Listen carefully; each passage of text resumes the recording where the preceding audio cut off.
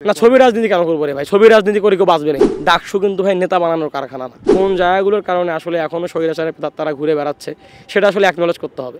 আর তোর নাম কিন্তু 1 থেকে 5 নম্বরের মধ্যে আছে, তুই একটা কাজ কর, তোরা আন্দোলন করার দরকার নেই। কার্ডের চেহারাগুলো এমন যে এগুলো আপনি নীলক্ষেত থেকে প্রিন্ট করে নিয়ে আসতে পারবেন। 1 স্টুডেন্ট 1 স্মার্ট কার্ড সেবাটা প্রদান করবে এবং এটার জন্য আমি প্রশাসনকে চাপ দিব।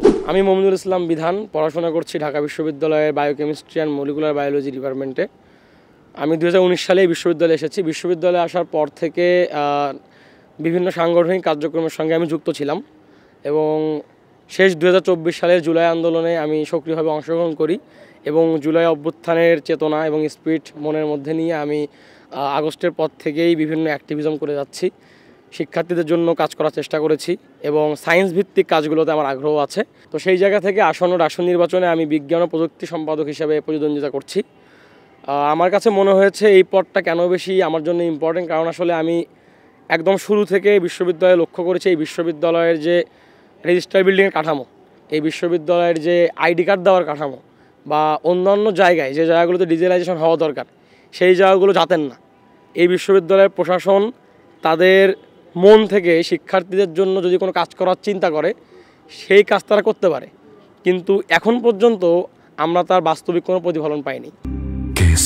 শেকড় থেকে শিখরে আপনাদের কোন কোন জায়গায় আমি কাজ করতে পারি, সবচেয়ে তাদের যে প্রশ্নটা বেশি এসেছে সেটা হচ্ছে রেজিস্টার বিল্ডিংয়ের সমস্যাটা আপনারা সমাধান করেন প্রথমত, এবং দ্বিতীয়ত আমি দেখেছি যে এরকম আপনার বিশ্ববিদ্যালয় আইডি কার্ড, হল ID card, library ID card, স্বাস্থ্য কার্ড এবং কার্ডের চেহারাগুলো এমন যে এগুলো আপনি নীলক্ষেত থেকে প্রিন্ট করে নিয়ে আসতে পারবেন।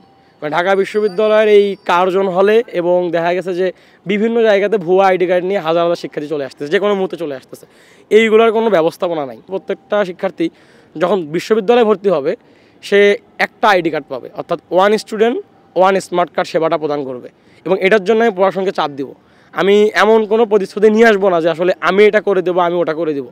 আসলে আমার জায়গা থেকে করার কোনো কিছুই নাই, কারণ আমি একজন সাধারণ শিক্ষার্থী। এই শিক্ষার্থী হিসাবে আমি যখন ডাকসুর একটা চেয়ারে বসতে পারবো, আমি প্রশাসনকে তার ফিজিবিলিটির জায়গা থেকে এই প্রেশারটা ক্রিয়েট করতে পারবো যে ভাই আপনি শিক্ষার্থীর সুবিধার জন্য এই কাজটা করেন। তো সেই জায়গা থেকে যদি একটা শিক্ষার্থীকে একটা স্মার্ট কার্ড প্রদান করা হয়, যে স্মার্ট কার্ডের মাধ্যমে সে তার ভর্তির পর থেকে যত প্রকার ফিনান্সিয়াল ট্রানজাকশন আছে, এমনকি এই রেজিস্টার বিল্ডিংয়ে জটিলতা থেকে শুরু করে স্পেশাল পরীক্ষা দিতে হবে বা এমনটা হতে পারে সে নতুন ইয়ারে ভর্তি হবে, এই সবগুলো ট্রানজাকশন সে একটা স্মার্ট কার্ড দিয়ে করতে পারে। জুলাই গণ অভ্যুত্থানের যে আকাঙ্ক্ষা, যে স্পিরিট মানুষ নিয়ে আসলে 5ই আগস্টের পর আসলে যাত্রা শুরু করেছে, সেই আকাঙ্ক্ষার বাস্তবায়ন যারা করতে পেরেছে বা যে নেতা তার প্রতিফলন দেখাইতে পেরেছে তাকেই স্টুডেন্টরা নির্বাচিত করবে, এটা খুবই স্বাভাবিক।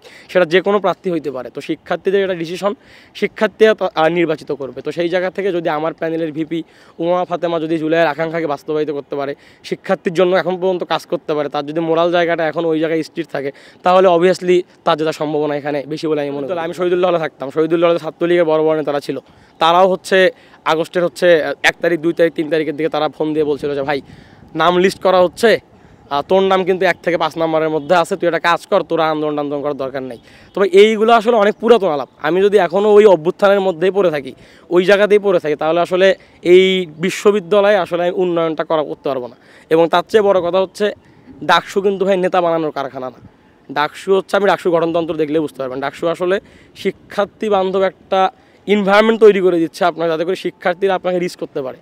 প্রশাসন এবং শিক্ষার্থীদের মাঝখানে যে বাধা বা যে ব্যারিয়ার, এর মাঝখানে ডাকসু একটা আপনার ওই সেতু হিসাবে কাজ করবে আর কি। আমার চিন্তা আছে, দেখেন আসলে বেসিক যে বিজ্ঞানের যে কারিকুলামগুলো, যেমন ধরেন আপনি ওই ক্রিমিনোলজিতে পড়েন, পলিটিক্যাল সায়েন্সে পড়েন, বায়োকেমিস্ট্রিতে পড়েন, যেখানে পড়েন না কেন, আপনার বেসিক কিছু লার্নিং জানতে হবে, আপনার কিছু সফটওয়্যারের কাজ জানতে হবে, আপনার কিছু এক্সেলের কাজ জানতে হবে। তো এই কাজগুলোর জন্য ইউটিউবে সার্চ দিয়ে, চ্যাট জিপিটিতে সার্চ দিয়ে ঢাকা বিশ্ববিদ্যালয় স্টুডেন্টরা কোনো জ্ঞান অর্জন করুক, এটা আসলে আমি চাই না। তো সেই জায়গা থেকে আমি প্রশাসনকে এইটি অ্যাকনলেজ করার জন্য বারবার বলবো যে আপনারা ফ্যাকাল্টি ভিত্তিক প্রত্যেকটি ফ্যাকাল্টিতে এই ধরনের যে লার্নিং যে কোর্সগুলো আছে, এই কোর্সগুলো আপনারা করাবেন। যে হইতে পারে বায়োলজিক্যাল ফ্যাকাল্টিতে বোটানি, জুলজি, বায়োকেমিস্ট্রি ডিপার্টমেন্টগুলো আছে, তাদের সঙ্গে অ্যাফিলিয়েটেড করা 4 বছরে একটা কোর্স থাকতেছে, যে কোর্সের মাধ্যমে তারা এই বেসিক জিনিসগুলো শিখতে পারতেছে। এটার জন্য আমি একটা প্রেশার ক্রিয়েট করবো প্রশাসনকে। সো এখানে আমি চিন্তা করেছি যে এখানে আসলে ইন্টারন্যাশনাল পর্যায়ে যে ইউনিভার্সিটিগুলো আছে, এখানে আউটকাম বেসড এডুকেশনগুলোকে তারা, এডুকেশন সিস্টেমকে তারা ধারণ করে। সেটা কীরকম, যে আসলে আমি স্লাইড পড়লাম, পিডিএফ পড়লাম, পরে পরীক্ষা দিয়ে পাশ করলাম, এটা হচ্ছে বাংলাদেশের বিশ্ববিদ্যালয়ের কালচার। সেই কালচার থেকে আমাদেরকে বের হইতে হবে। আমাদেরকে টেকনোলজিক্যাল সাপোর্টের পাশাপাশি আমাদেরকে একটা কোর্সের বা একটা ডিপার্টমেন্টে আমি ভর্তি হচ্ছি, এর ভিশন আছে, এর মিশন আছে, এই কোর্সের একটা ক্রাইটেরিয়া আছে, এখান থেকে লার্নিং একটা গোল আছে। এই প্রত্যেকটা জিনিসকে আমাকে আগে অ্যাকনলেজ করতে হবে নিজের মধ্যে, নিয়ে এর আউটকামটা আসলে কি আমাকে ওই কোর্স ইনরোল করার আগেই জানতে হবে। যখন আমি জানবো যে এই কোর্স আমি ইনরোল করার আগেই জানতেছি যে না, এটা আমি শেষ করতে পারলে আমার ওই জায়গায় যাইতে পারবো, আমার লক্ষ্য হচ্ছে ওইটা, তখন আসলে আপনার ক্যাম্পাসটা গবেষণাধর্মী হবে, আপনার ক্যাম্পাসটা তখন বিজ্ঞান ভিত্তিক হবে। তা না ছাড়া সম্ভব না আসলে। এটা ইন্টারিম সরকার তো স্টুডেন্টদের সমর্থনে জুলাই অভ্যুত্থানের স্পিরিটকে সাথে নিয়ে তারা সংবিধানের একটা ধারার জায়গা থেকে ইন্টারিম সরকার গঠন করেছে। ইন্টারিম সরকারের তো প্রথম কাজই ছিল হচ্ছে আপনি এই গণ অভ্যুত্থানের গাদ্দারদের বিচার করুন, আপনি হচ্ছে এই স্বৈরাচারের বিচার করুন। সো এই বিচার তো এখনও হয় নাই। সো এই বিচারে ইমপ্লিমেন্ট করতে হবে। এখন এই বিচারে ইমপ্লিমেন্ট করার জন্য আপনাকে আসলে ওই প্রেশারাইজটা করতে হবে। আপনাকে প্রশাসনকে বলতে হবে, প্রশাসন চিন্তা করেন, আপনি পুলিশের জায়গায় চিন্তা করেন, আপনি আর্মির জায়গায় চিন্তা করেন, বা আপনি বড় বড় হচ্ছে ওই যারা হচ্ছে এই জায়গাগুলোতে আছে, যারা নিয়ন্ত্রণ করতে পারবে আইনগুলোকে, সেখানে আপনি প্রেশারাইজ করেন। তো এই জায়গাগুলোতে তো আলটিমেটলি আমাদের শিক্ষার্থীদের জায়গা থেকে ভয়েসটা তো আসি, আমরা তো প্রেশারাইজ করতেছি, আমরা তো প্রেশার দিচ্ছি। সো কোন কারণে বা কোন জায়গাগুলোর কারণে আসলে এখনও স্বৈরাচারে তারা ঘুরে বেড়াচ্ছে, সেটা আসলে অ্যাকনলেজ করতে হবে। সো ডাকসুতে যারাই আসলে আসুক বা আমরা আসলে আসি, আমাদের প্রত্যেক ঢাকা ভার্সিটির শিক্ষার্থীদের আসলে ওই নেতৃত্ব দেওয়ার পাশাপাশি জাতীয় রাজনীতিতে আসলে ওই স্বচ্ছতা দেখানোর জন্য একটা ভয়েস থাকা দরকার, যে আমি ডাকসুর একজন ভিপি বা আমি ডাকসুর একজন সম্পাদক, আমি শিক্ষার্থীদের জন্য এই কাজগুলো করছি, কিন্তু এর পাশাপাশি আসলে আমার জুলাই অভ্যুত্থানের যে স্পিড, সেই স্পিডের জায়গা থেকে এগুলো বিচার করতে হবে, প্রত্যেকটারই বিচার কার্যক্রম সম্পূর্ণ করতে হবে। একসাথে ছবি তুলে বললাম যে না, ওর হচ্ছে পা ভাঙ্গা গেছে, জুলাই আহত, ওকে আমি করছি, ভালো কি হেল্প করছি। ভাই আমি তো আসলে স্টুডেন্ট, আমি টিউশনই করাই, আমি কোচিংয়ে ক্লাস নেই, সেখান থেকে নির্দিষ্ট একটা অ্যামাউন্ট আমার কাছে আছে, আমি চলি, আমি বাড়িতে টাকা পাঠাই দিই। আমার কিছু ভাই ব্রাদার ছিল যাদের মাধ্যমে কথাবার্তা বলে, আমরা কিছু ফ্রেন্ড ছিল যে অমুক আহত হয়েছে, তমুক আহত হয়েছে, ওখানে কিছু ফিনান্সিয়াল না। ছবির রাজনীতি কেন করবো রে ভাই? ছবির রাজনীতি করে কেউ বাঁচবে নাকি? মানে ছবির রাজনীতি আপনি করার ফলে পাখি ভালো হয়ে যাবে, আর হাত কি ভালো হয়ে যাবে?